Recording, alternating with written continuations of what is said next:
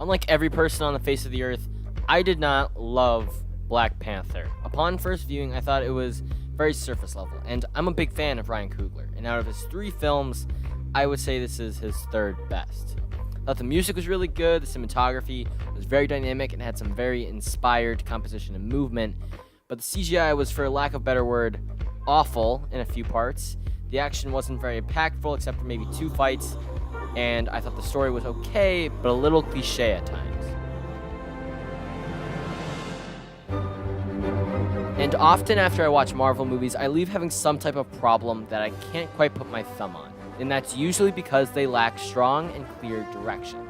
These movies bring up a lot of things, but don't really have anything to say about them. You're simultaneously about everything and nothing. Now, there are exceptions. I would argue Infinity War, Iron Man, to an extent, Doctor Strange, and a few others have really been able to find that balance. And for the most part, I think the first 3/4 of Black Panther is able to strike that balance, but when we get to the end, the last 30 minutes or so, I think it loses its way. Now, after doing some research and watching the movie again, I have found new appreciation for the movie. I don't think it's surface level, and actually I like it a lot. I think it's a really good movie. It discusses a lot of adult, nuanced ideas in the context of Wakanda, whether it's discussing nationalism, imperialism, militarism, isolationism. Isms, in my opinion, are not good.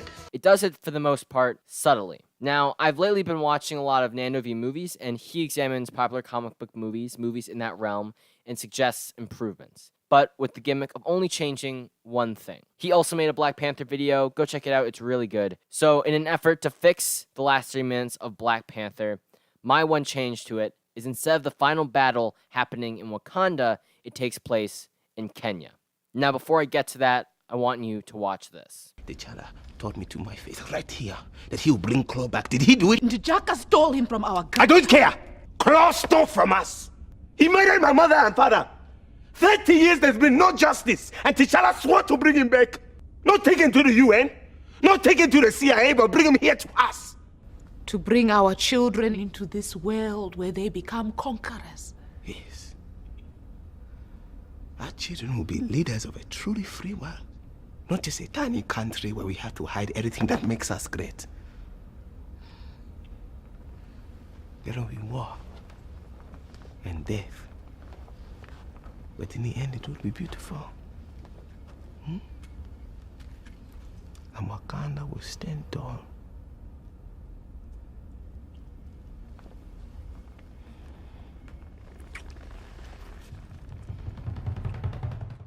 Do you remember that scene? Probably not, because it's not in the movie.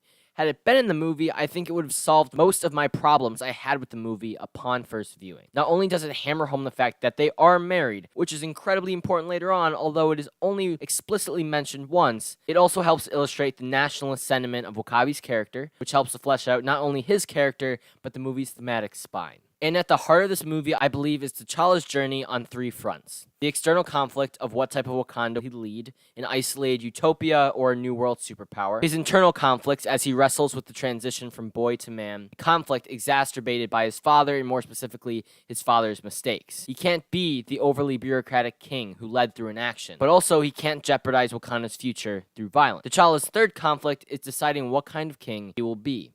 A warrior or a diplomat. And ultimately, T'Challa needs to be a diplomatic warrior king. And this is where Killmonger and M'Baku present excellent foils for T'Challa. M'Baku is the leader of an isolated tribe within an isolated nation. He believes strongly in tradition. Killmonger represents the opposite, pushing for Wakanda to reach out and liberate the oppressed, but is radicalized by a stunted growth, still an angry child on the inside. The sun will never set on the Wakandan Empire. He also presents a unique challenge. He's not a foe that can be beaten by pure brute strength, as evidenced by his victory in the challenge. He's a dark mirror to what T'Challa needs to be. And I don't think the movie gives either of them justice in the end. But with the final fight moving to Kenya, we're going to change that. So let's run through the movie with the Kenya ending in mind.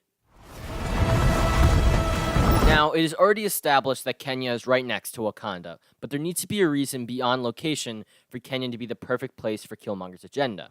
And so early on in the movie, when T'Challa is watching the news, we're going to learn that many cities in Africa, including somewhere in Kenya, are in states of unrest. They're rioting. And in Kenya, there's martial law. Now, this makes sense for several reasons. Foremost, a lot of bad things have happened in Africa in the MCU. The Hulk decimated a building in Johannesburg, most likely killing a bunch of people, and most recently, the Wakandan embassy in Lagos, Nigeria, has been attacked, with the people responsible violating the Sokovia Accords and being on the run. So I think people are going to be mad. Now, having Africa in a state of chaos will also better put pressure on T'Challa and give credibility to Killmonger. The movie will continue exactly the same up until the first challenge. And within M'Baku's challenge, we're going to add one line of dialogue. This woman will say, "M'Baku, go back to the mountains. There has not been a Jabari king in 300 years. That's it. This will come back later on. Now, for me, I think that roughly the first 40 minutes of the movie are flawless. However, the scene in the lab and the Korea scene are where we run into some problems. First off, vibranium in my version is not going to be as important. And while in Black Panther it essentially represents and functions as a metaphor for oil, tobacco, opium, arms, the commodity that changes a nation, it is overused. And it falls into the quantum realm of Ant-Man and the Wasp, where they just put it in front of everything. Quantum realm. Nando goes into this a little bit deeper, but I will just say we can have the new suit for this fight scene to set up Infinity War, but this is the only time we'll see it. Because also, no one really knows how it works. And then also, in the lab scene, we are going to put more emphasis on the beads, and that they are now highly upgraded. Also, we're going to move the deal from Korea to Johannesburg. That way, they are still on the continent, and it also gives Andy Serkis some more opportunities for some jokes, last time I was here, I lost an arm, haha, Andy Serkis joke, Also, side note, my problem with the Korea battle is that it lacks the same fluidity in fighting that, for instance, the Bucky vs. T'Challa, suit or not, had. It feels kind of awkward, and the hits don't have a lot of impact to them. Take a look at this.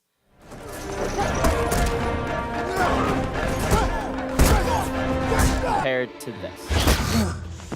I didn't kill your father. Then why did you run?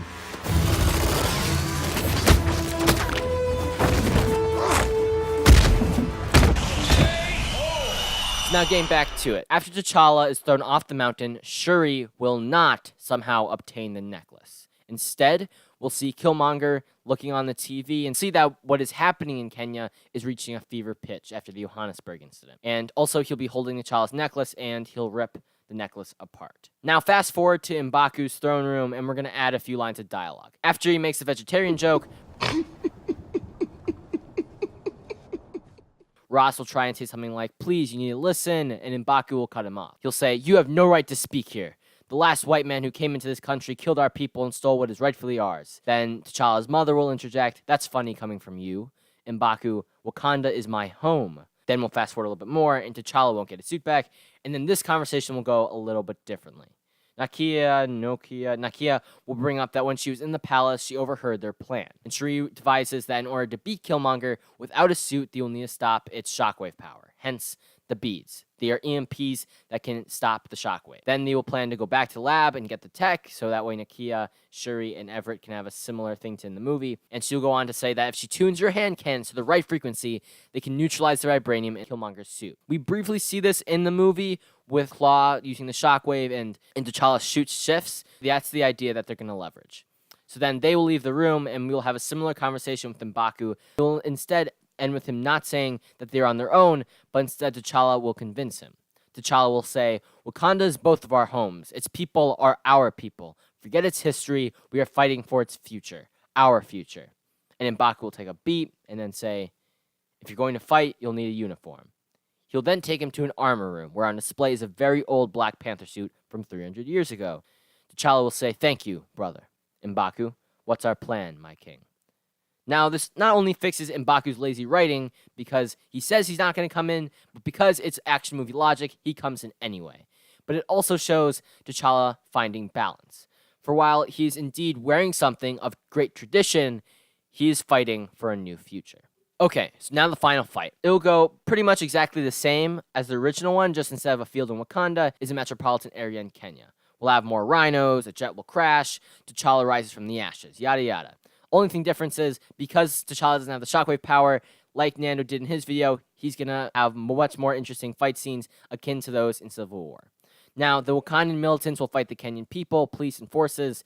M'Baku's army will arrive just in time to divert the fighting, And now in Ross, instead of fighting the transports because we're getting rid of the whole war dog thing, we have dogfights with Killmonger's fleet. It doesn't really matter. Now, on a rooftop, Shuri will try to disarm Killmonger by placing a bead on his suit from close range. He'll hit them out of her hand and punch her so hard she gets knocked out. He's about to kill her when T'Challa tackles him off the roof, and they will fall into the middle of the street. As they start fighting, T'Challa will get his ass handed to him. Killmonger will use his shockwave power, but eventually Shuri will be able to disarm the suit. T'Challa tells her to wait for his signal. Killmonger and T'Challa will have the same banter as in the movie. Now they'll fight one-on-one. Killmonger still has the advantage, but it's close. Okoye will stop the fighting, and now the Wakandan people and the Kenyan people who are hiding from the battle gather around watching Killmonger and T'Challa. T'Challa will look beaten. Dora Milaje will start to intervene, but T'Challa will tell him to stop. And the fight will reach a fever pitch when a Kenyan man runs at Killmonger with a vibranium weapon he picked off the ground. Killmonger will hit it out of his hand, pull him up by the neck, and raise his claws. T'Challa will yell, "Now!"